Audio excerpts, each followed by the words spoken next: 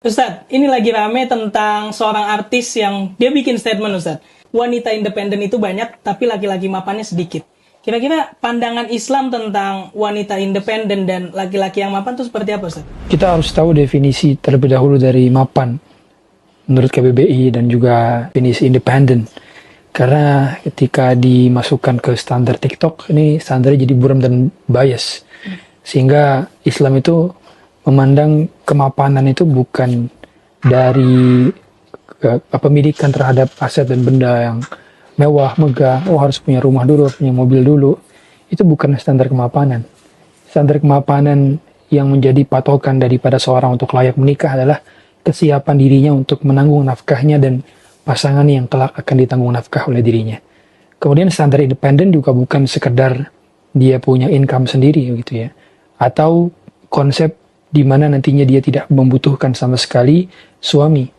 Islam begitu jelas mengatur kedua peran daripada suami dan istri.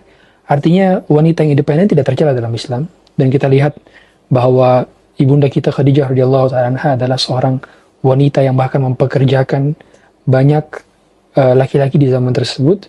Dan beliau memiliki kecukupan dari segi ekonominya.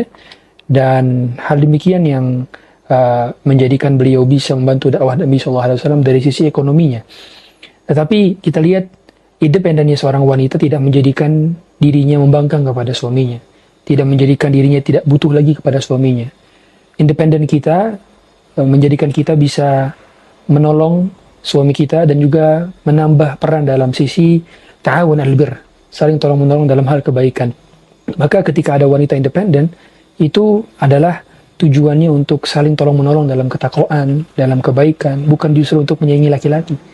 Karena Allah telah memberikan peran masing-masing, baik laki-laki maupun perempuan.